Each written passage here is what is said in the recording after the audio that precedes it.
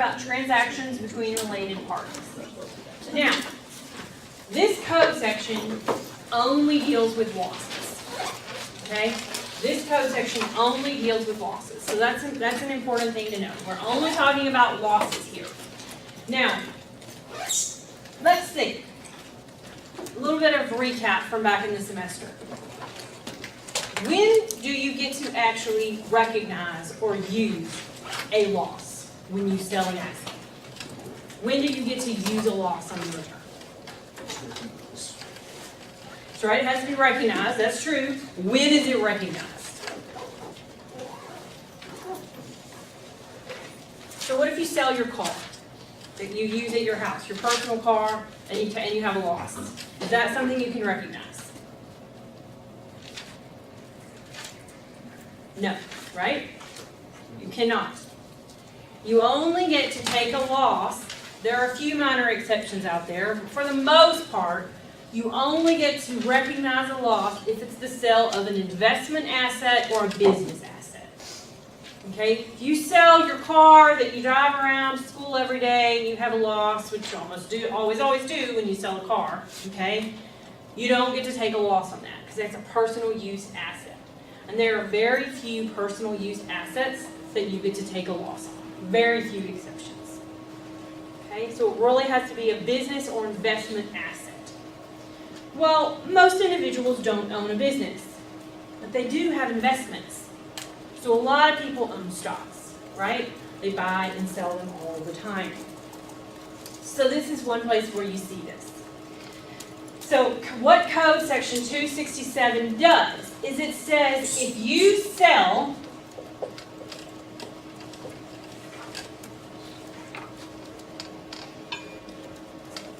wrong use of the word sell.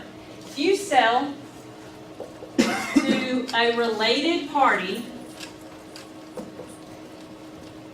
for a loss, the loss is disallowed. So that's the first thing 267 does. The second thing 267 does is if you later sell to an unrelated party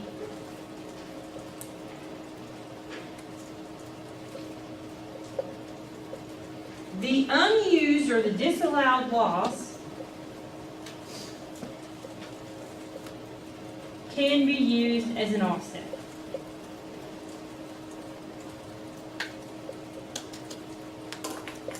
So, first question. Who is a related party? Now, let's look at the book. This is on page 626 at the bottom of the page. Brothers and sisters, whether whole, half, or adopted, spouses, parents and grandparents, children and grandchildren. Who's not on the list? Cousins? Aunts and uncles? They're not on that list. Parents, grandparents, children, stepbrothers and sisters, stepparents, that's all a related party. There are some other related parties if you have corporations that have the same owners or similar ownership. Okay, so if you had a corporation with similar ownership, then the shareholders are related parties. But let's just focus on the individual ownership roles in this class, okay? Rather than focus on shareholders and partners in a partnership. It's really outside the context of this class. So let's just focus on individuals and family relationships.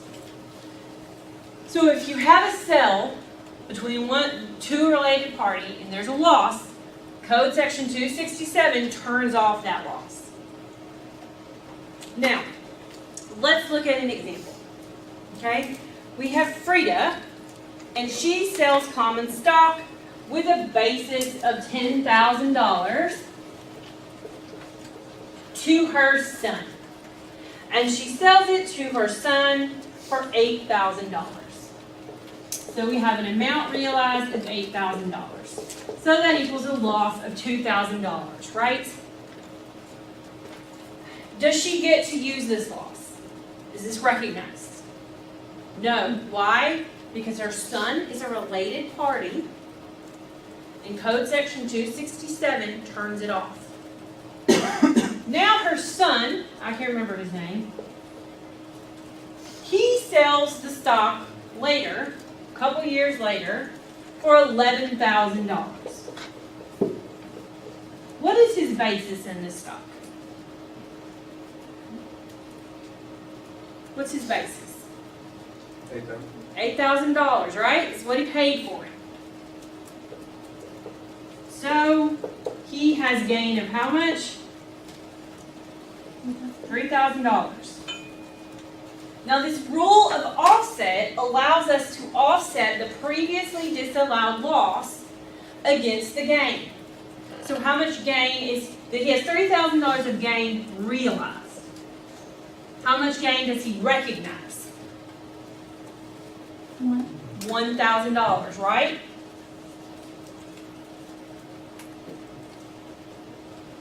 Okay. That's what this rule of offset allows. So let's say, let's change the facts a little bit. Let's say instead of him selling for $11,000, he sold it for $9,000.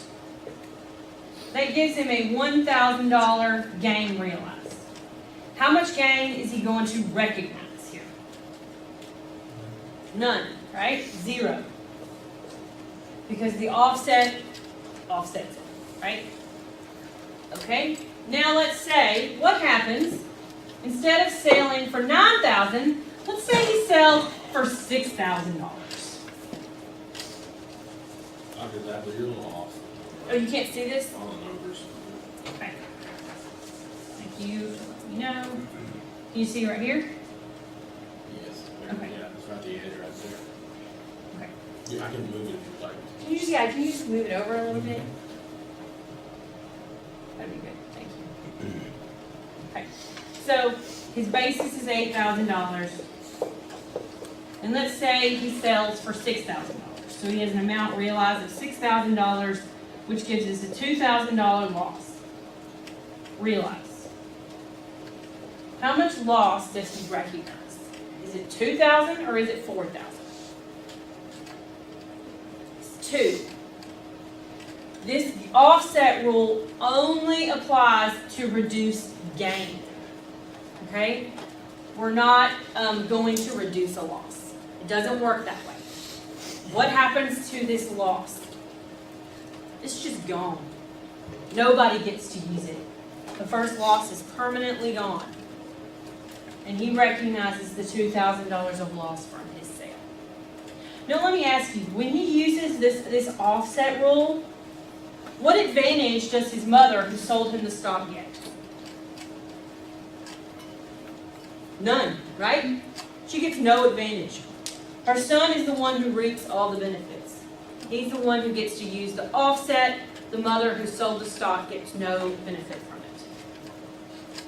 Okay, now notice that this slide 51, talks about disallowing losses with both direct and indirect sales. So what is an indirect sale? Let's look at the book. Okay, it says, example 38.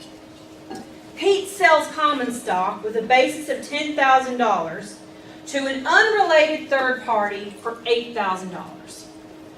The same day, Pete's son repurchased the stock from the third party for $8,000.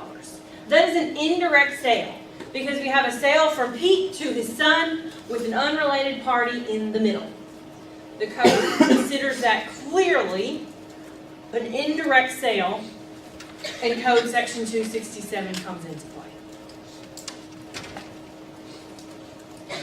It's not always clear what's an indirect sale. Sometimes there's research involved. Like if you have a 2-year time gap between one sale to the unrelated party and the sale to the son, is that still an indirect sale?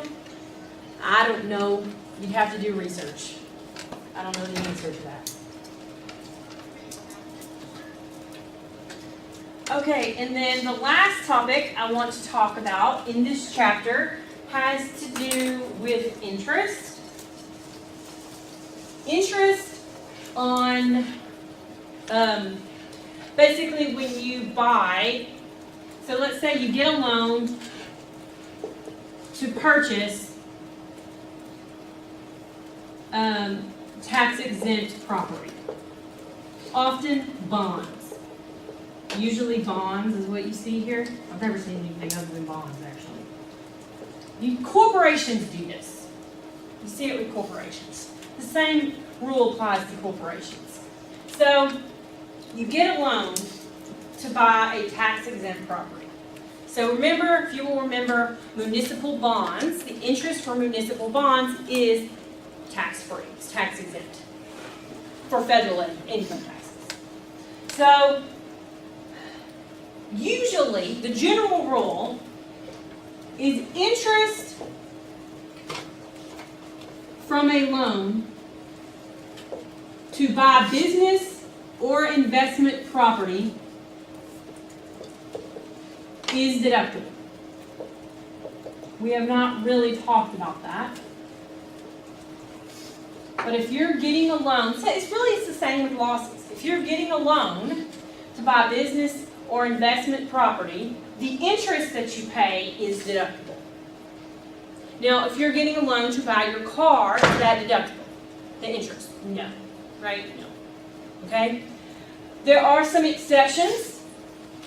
One exception you're probably aware of, mortgage interest. We have talked about that one. Another exception that we've talked about, student loan interest. These are two exceptions where you can deduct interest and it has nothing to do with buying something for an investment.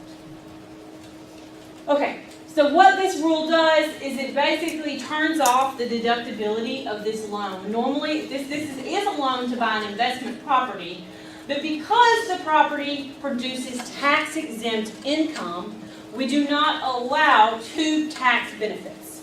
So you don't get to take a deduction for the interest and exclude the interest from income. You don't get both. So the code says you cannot take a deduction for the interest to buy tax-exempt property. That's all this says. All right.